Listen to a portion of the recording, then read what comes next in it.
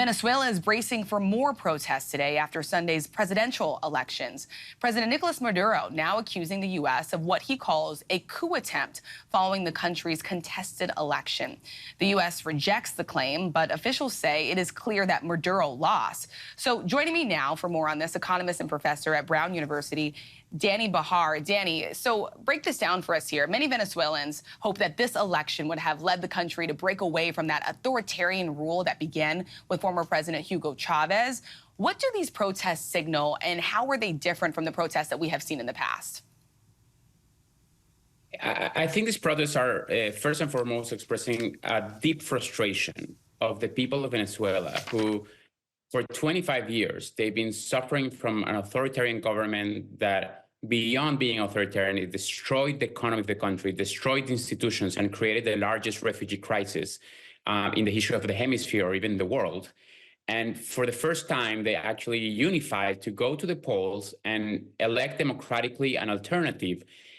Given the fact that these elections were not free nor fair, that the candidates that were supposed to run were banned by the government, but over all those obstacles, they went, and as of now, it's been almost a week since the election, and the government entity or the electoral power hasn't released the full set of results, meaning that the tallies of every single poll in the country.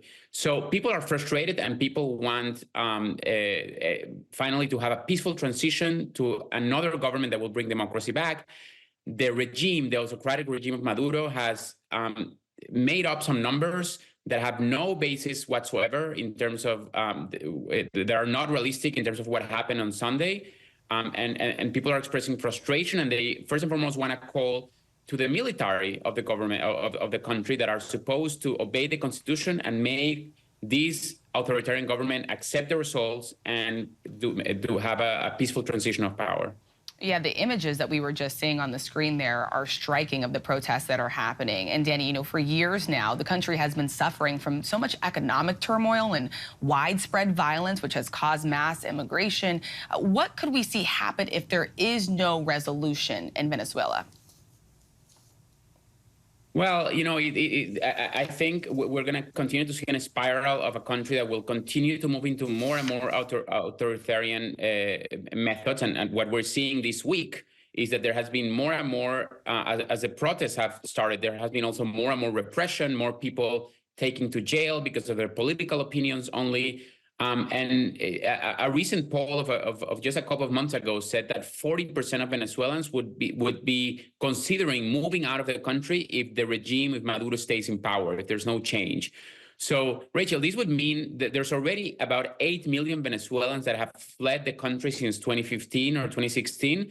Another 40% who are still in the country wanting to flee, that could be another 10 million people. This would be almost 20 million people, more than half the country, that have decided that would be out of the country as refugees. This has significant impact everywhere in the world, and this would be perhaps the largest refugee crisis since World War II. So we're talking here about a big geopolitical aspect that all the world, all the international community should be putting their eyes on Venezuela and try to really find a resolution here. Wow, and just to underscore what you're saying there, that could be a huge refugee crisis, millions and millions of people. All right, Danny, we so appreciate you for your insights and your time. Thank you so much.